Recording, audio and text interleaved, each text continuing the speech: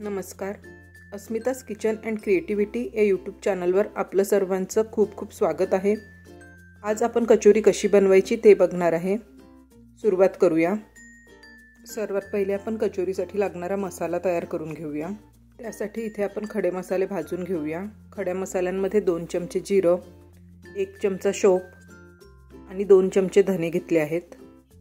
हे सर्व मसाले 2 ते 3 मिनिट मीडियम फ्लेमवरती व्यवस्थित भाजून घ्यायचे.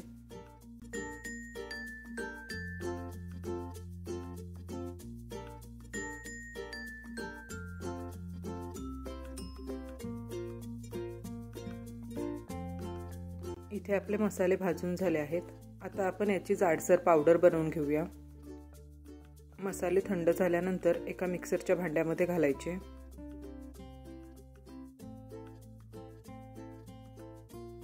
आणि आता मिक्सरमधून फिरवून याची जाडसर पावडर बनवून घ्यायची.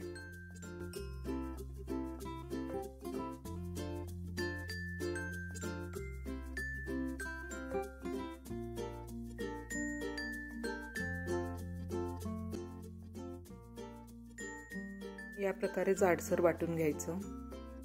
इथे आपला कचोरीसाठी लागणारा मसाला तयार आहे. आता आपण मिरचीचं वाटण तयार करून घेऊया. त्यासाठी इथे मी 10 ते 12 हिरव्या मिरच्या, कोथिंबीर, 1 इंच अद्रकचा तुकडा आणि 4 ते 5 लसूण पाकळ्या घेतल्या आहेत. हे सर्व साहित्य मिक्सरमधून जाडसर वाटून घ्यायचं.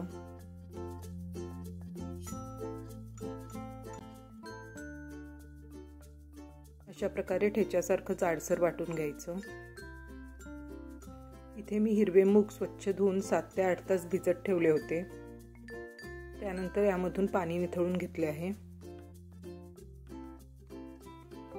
मूग आपण पाणी न घालता जाडसर वाटून घेऊया.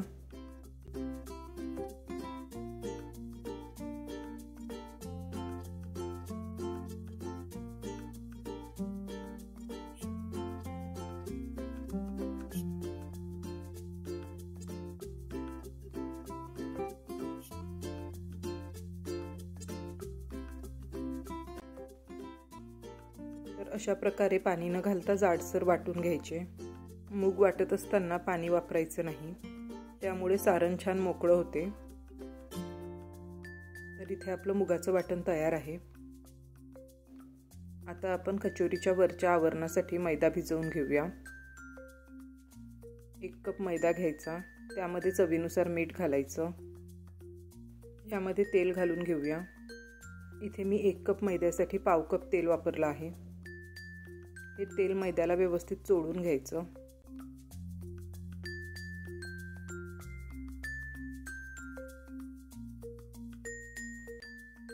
मैद्याचा छान असा गोळा तयार झाला पाहिजे, म्हणजे कचोरी छान खुसखुशीत होते.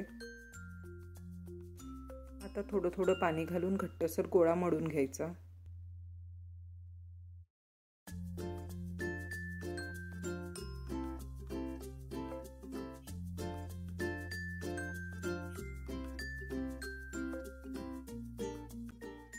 इथे आपलं पीठ मळून तयार आहे.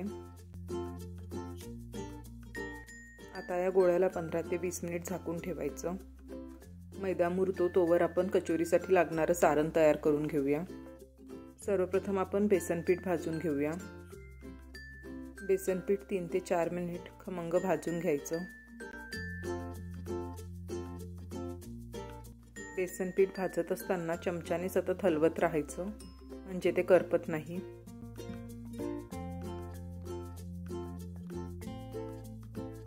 इथे आपलं बेसन पीठ भाजून झालं आहे. आता आपण एका प्लेटमध्ये काढून घेऊया. आता आपण सारण बनवायला घेऊया. त्यासाठी पॅनमध्ये पाव कप तेल घालायचं.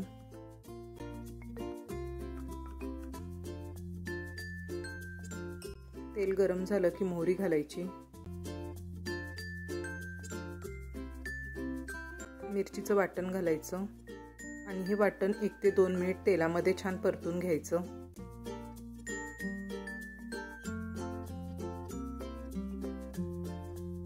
मिरची परतून झाली की यामध्ये तयार केलेला मसाला पावडर घालायची, हळद घालायची, हिंग घालायचा, चाट मसाला घालायचा आणि 1 चमचा गरम मसाला घालायचा. हे सर्व मसाले 1 ते 1.5 मिनिट तेलामध्ये व्यवस्थित परतून घ्यायचे।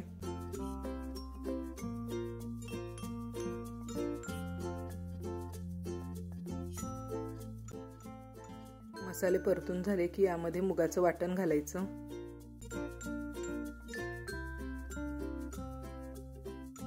वाटण मसाल्यांमध्ये व्यवस्थित मिक्स करून घ्यायचं।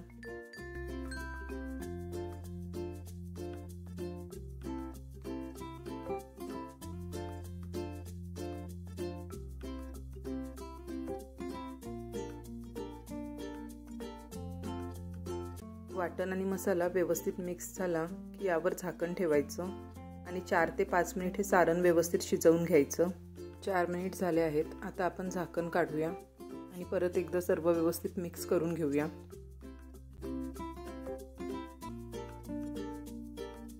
तुम्ही बघू शकता सारण बऱ्यापैकी ड्राय झालं आहे।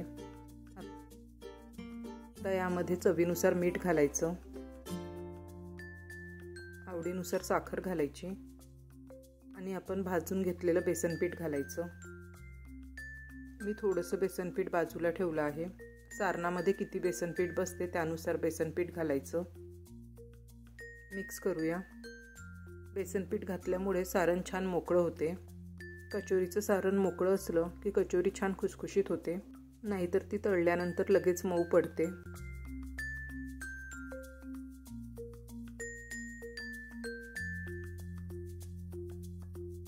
बेसन पीठ व्यवस्थित मिक्स करून झालं आहे। सारण थोडं ओलसर वाटत आहे, त्यामुळे आपण बाजूला काढलेलं बेसन पीठ घालूया। बेसन पीठ सारणामध्ये व्यवस्थित मिक्स करून घेऊया।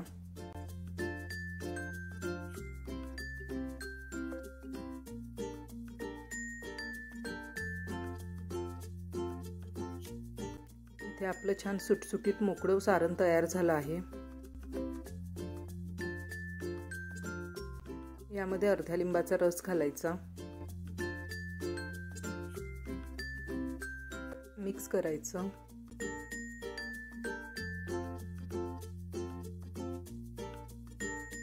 मिक्स करून झालं की झाकण ठेवायचं आणि 2 मिनिट वाफ काढून घ्यायची। इथे आपलं कचोरीचं सारण तयार आहे। सारण थंड करायचं आणि नंतर कचोरी बनवायला घ्यायचं।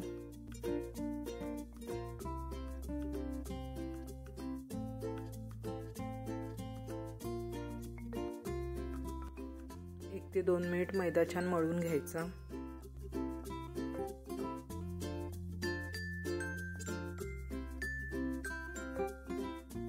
आता आपण कचोरी बनवायला घेऊया। एक छोटासा मैद्याचा गोळा घ्यायचा,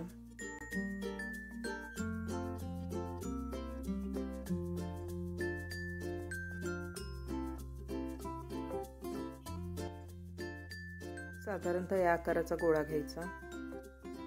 गोळ्याला मैदा लावून घ्यायचा आणि पुरीसारखं लाटून घ्यायचं। पुरी थोडी जाडसरच ठेवायची।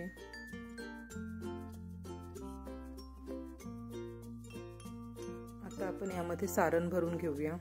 सारण घालायचं आणि पराठे करताना आपण जसं बंद करतो तसं बंद करून घ्यायचं।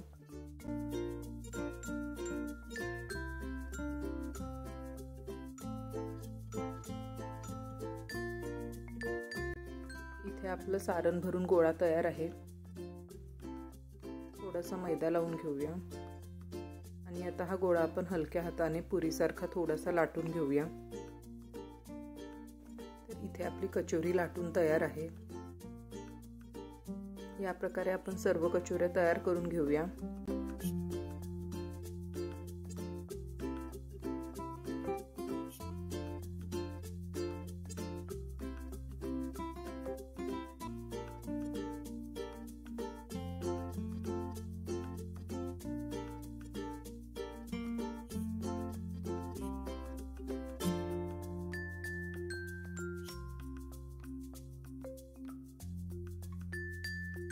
कचोरी लाटताना हलक्या हाताने लाटायची, म्हणजे ती छान फुगते।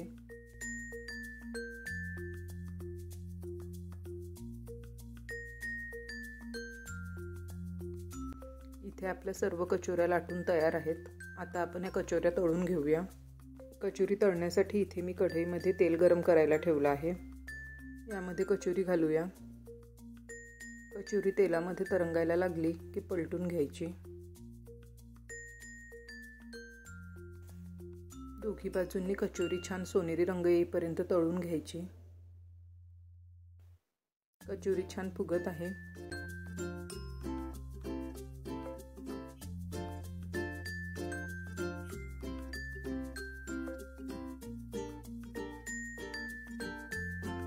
इथे आपली कचोरी तळून तयार आहे। एका प्लेटमध्ये काढून घेऊया।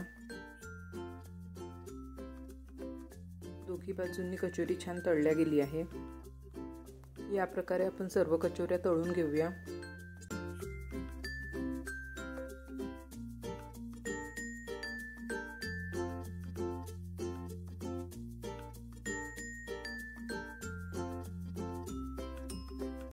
इथे आपल्या सर्व कचोऱ्या तळून तयार आहेत। कचोरी दोन्ही बाजूंनी छान तळल्या गेली आहे।